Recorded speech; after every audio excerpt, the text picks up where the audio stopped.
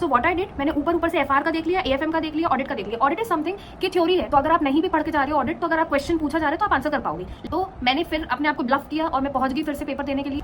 Finally May 25 का result आया जिसमें मेरे 37 मार्क्स आए अगेन इन आईपीएस। अब मुझे समझ नहीं आ रहा था कि मैं क्या करूं। इतना सब करने के बाद भी अगर मेरा नहीं निकल रहा है और अगला अटेम्प्ट जो आ रहा है वो नवंबर में नहीं, वो सितंबर में है। And here is the mistake that most of the group 2 students are making. Hi guys, welcome back to my YouTube channel. I am Amisha Nema and I have appeared for Group 1 in this attempt. My result is awaited and I have cleared Group 2 and I am giving my insights of IBS. I took IBS lightly and I say I took it personally. Hi guys, so today we are going to talk about IBS, my experience and what mistakes you shouldn't do to save your attempt. So initially when I was preparing for DT and IDT, I was confident with both the subjects. But when it come to IBS, I took it little lightly. कि May 24 में अच्छा paper आया तो I expected कि वैसा ही कुछ paper आ जाएगा November 24 में. बट जैसा आप सोचते वैसा कुछ नहीं होता है. तो अल्टीमेटली पेपर बहुत टफ आ गया. तो मैं being a group 2 student was not able to tackle the paper and I knew it very well in the initial 1.5 hour कि ये पेपर मुझसे टैकल नहीं हो रहा है. So without more expectations, much expectations, I came back home और मैंने घर पे भी बता दिया कि मेरा पेपर सही नहीं हुआ है. उसके बाद रिजल्ट आया, मैं 30 मार्क्स से फेल हो गई आईबीएस में. उसके बाद सो फॉर May 25 मैंने थोड़ी सी होमवर्क करा था क्योंकि मैंने इंडेक्स मेरे को पता चला था कि टीचर्स प्रोवाइड करते हैं जो आपको कैरी करना पड़ता है ताकि आप डायरेक्ट जंप करो उस टॉपिक पे, सेम पेज पे जहाँ पे भी आपका टॉपिक है और वहाँ से आप चीज़ें मैनेज करो. फिर मैंने ऑडिट के लिए ऐसे टैग्स लगा लिए थे कि कौन सा सीरीज का क्वेश्चन है, तो इससे मुझे थोड़ी सी हेल्प हो गई थी. और ये मैंने सब सब्जेक्ट के लिए किया था, टैगिंग कर ली थी हर सब्जेक्ट की, तो वो आपके लिए बहुत इंपॉर्टेंट काम आएगा. और समवेयर और the other I was under prepared in May 25 as well, क्योंकि अगर आप देखो आपको कहीं ना कहीं कोई सब्जेक्ट का हेल्प लेना पड़ेगा. Just because of DT IDT you can't jump into the subject, क्योंकि DT IDT भी बहुत ईजी नहीं आते हैं. ठीक है, तो थोड़ा सा भरोसा आपको अपने दिमाग पे भी रखना पड़ेगा कि जहाँ पे DT IDT की बात आ रही है वहाँ पे बुक ना उठाओ और जो भी टाइम आपका है वो पूरा इन्वेस्ट करो ग्रुप 1 के टॉपिक्स में या SCMP लॉ के आंसर्स को फाइंड आउट करने में. फाइनली May 25 का रिजल्ट आया जिसमें मेरे 37 मार्क्स आए अगेन इन IPS. अब मुझे समझ नहीं आ रहा था कि मैं क्या करूं. इतना सब करने के बाद भी अगर मेरा नहीं निकल रहा है और अगला अटेम्प्ट जो आ रहा है वो नवंबर में नहीं, वो सितंबर में है, तो I am already falling short of time. इसके बाद रिजल्ट आने के बाद भी मैंने एक हफ्ता वेस्ट कर दिया. तो मैंने सोचा अब फॉर्म भरना है तो बोथ ग्रुप का ही भरेंगे, उससे नीचे बना बात भी नहीं करने वाले. तो जब मैंने बोथ ग्रुप का फॉर्म भरा, मैंने ग्रुप 1 की पढ़ाई एक प्लान्ड मैनर में स्टार्ट करी फ्रॉम द वेरी स्क्रैच, क्योंकि मेरे को ग्रुप 1 का ABCD भी नहीं आता था. मैं बहुत पहले क्लासेस करी थी और मैं सब भूल चुकी थी. तो मैंने ग्रुप 1 स्क्रैच से उठाया और मैंने DT IDT को एकदम लास्ट में रख दिया क्योंकि मैं अब और नहीं पढ़ सकती थी. तो मैंने ग्रुप 1 को साथ साथ करती गई. और SCMP और लॉ तो मेरा बहुत अच्छा नहीं था, बट इतना था कि मैंने थोड़ा बहुत मॉड्यूल्स पढ़ रखे थे. और फिर यहाँ से मुझे थोड़ा सा मोमेंटम आया कि अब मैं गुड इनफ हूँ for setting in IBS. And the magic happened. Magic क्या था, क्योंकि ग्रुप 1 के जो क्वेश्चंस इजी भी होते थे वो मैं एक साइड पे इग्नोर कर देती थी क्योंकि मैं फाइंड ही नहीं कर पाऊंगी यार. अगर FR का कुछ क्वेश्चन प्रैक्टिकल भी आ रहा है तो मेरे को इतना भी नहीं पता है कि वो किस टॉपिक से आ रहा है. अगर रेवेन्यू का क्वेश्चन आया तो मैं इतना भी नहीं आइडेंटिफाई कर पाऊंगी कि ये 115 का है. तो इतना बुरा हाल था मेरा in the previous attempt. But जब मैंने अच्छे से पढ़ के गई तब मेरे को सब चीज़ें समझ आने लगी. और it was not a cake walk obviously, क्योंकि वो एक ऐसा सब्जेक्ट है कि अगर आप बहुत अच्छे से ग्रुप 2 भी पढ़े हो और ग्रुप 1 भी पढ़े हो, दोनों ग्रुप के स्टूडेंट्स हो, yet it is difficult to manage in those 4 hours. अगर वही सब्जेक्ट लिए हमें 10 आवर दे दो तो हम बहुत अच्छे से लिख के आएंगे. तो इससे चीज़ें सॉर्टेड तो हुई. So you people might be thinking what is the relevance of my story on yours.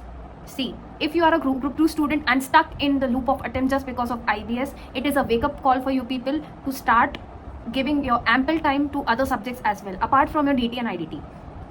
देखो अभी आज जब मैं ये वीडियो रिकॉर्ड कर रही हूँ तब मई चल रहा है, रिजल्ट आते आते जुलाई भी हो जाता है. एंड अनफॉर्चुनेटली अगर आपका अटेम्प्ट रुक जाता है, yet you have ample time. अगर आपको मोटिवेशन नहीं आ रही है, अगर आप ग्रुप 1 आपने दिया है और आपको बहुत ज़्यादा मोटिवेशन नहीं आ रही है ग्रुप 2 की, yet you will have sufficient time after result, क्योंकि अब जो पेपर होगा वो नवंबर में होगा. तो प्लीज़ बिल्कुल अवॉइड मत करना, कोई भी अपॉर्चुनिटी मत छोड़ना अब अपना ग्रुप 2 को आखिरी अटेम्प्ट बनाने के लिए, क्योंकि IBS आपको तोड़ देता है बहुत ज़्यादा अगर आप उसको सही से टैकल ना करो. The paper is unpredictable yet it requires some amount of planning.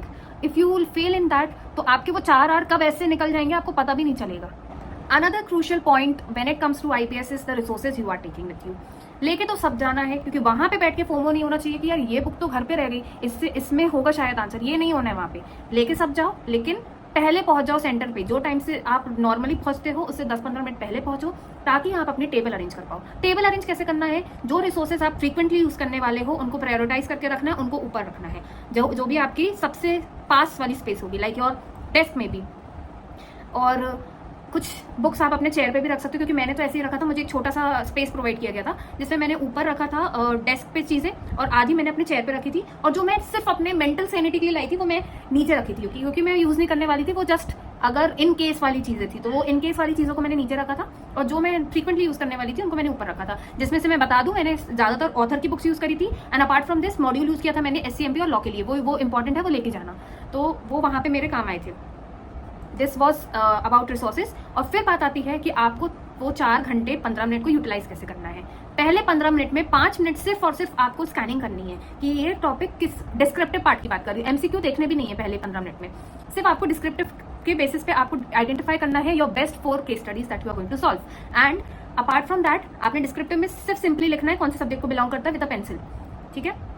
तो ये आपको लिखते हुए जाना है, और अल्टीमेटली फिर आपको देखना है कि इसमें से आपको क्या लगता है कि आप क्या क्या आंसर फाइंड आउट कर पाओगे, क्या क्या चीज़ें हैं जो बहुत ज़्यादा एफर्ट्स मांगती है बट इतना मार्क्स रिवॉर्ड नहीं करती, उस बेसिस पे आपको एलिमिनेशन करना है। तो आपको केस स्टडी को एलिमिनेट करना है, ये आपके इनिशियल 10 मिनट्स में हो जाना चाहिए। Rest 5 minutes you are going to allocate on the case study that you have decided to attempt first. तो ये 10 मिनट में आपको क्या क्या करना है, I just quickly recap it.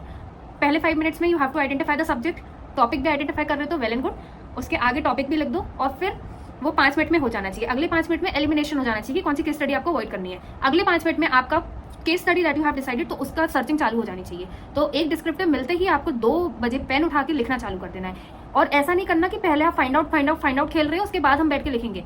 एक आंसर मिला, राइट अवे उसको लिखना चालू करो, क्योंकि आपका हाथ भी थक जाएगा लिखते लिखते। तो जब वो हाथ थके तब आपको फटाफट फाइंड आउट करना है। तो आपका पेजेस फ्लिप फटाफट होने चाहिए, उसके लिए आपको ऐसे फ्लैग लगा लेने हैं ताकि आप सही पेज पे फटाक से पहुंच जाओ, आपको बहुत ज़्यादा एफर्ट्स ना करने पड़े। और ये एक सब्जेक्ट लिए नहीं, सारे सब्जेक्ट लिए करना है। इवन इन द सब्जेक्ट्स आपको जिसमें पता है एग्जैक्टली कि अच्छा ये चैप्टर नंबर 5 है, चैप्टर नंबर 6 है, फिर भी आपको ये कर लेना है, क्योंकि हम 1 सेकेंड भी अफोर्ड नहीं कर सकते वहाँ वेस्ट करने का। Already we are lagging time.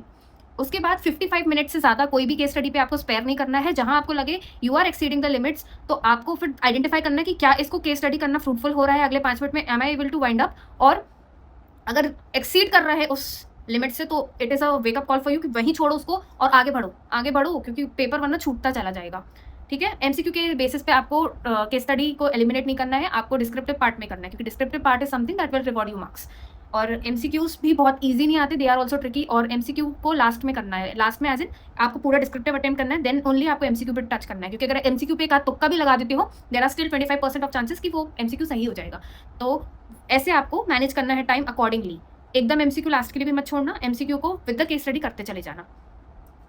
Initial 15 minutes how you use is very important, I have already told you.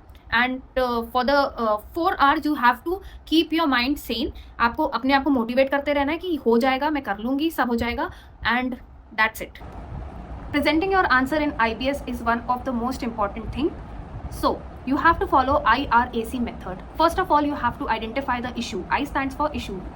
Question में पूछा क्या है वो हमें बताएगा इशू। टैक्सेबिलिटी पूछी है, इंडियस का एप्लीकेशन पूछा है, या कुछ भी कंप्लायंसेस पूछे हैं, या कुछ भी वायलेशन हो रहा है वो पूछा हुआ है, तो what is the ask of the question basically. R stands for the rule, क्या ये किस रूल में कवर्ड है, कोई GST का, प्रोविजन का, या व्हाट्सोएवर जो भी आपको कोट करना है, इंडियस का एप्लीकेशन जो भी है वो किस रूल में दिया हुआ है, और वो सब कोट करो, क्योंकि ये ओपन बुक एग्जामिनेशन है। A stands for apply. You have to apply it to the case study, how this provision is relevant with your case study, and rest you have to conclude. C for conclude. You have to give your conclusions. तो ये method से अगर आप follow करते हो तो आपका answer most structured form में होगा। ये मेथड हम फॉलो करते ही हैं अपने आंसर राइटिंग में in subjects like law and audit, तो बहुत रॉकेट साइंस नहीं है, कर लोगे आप।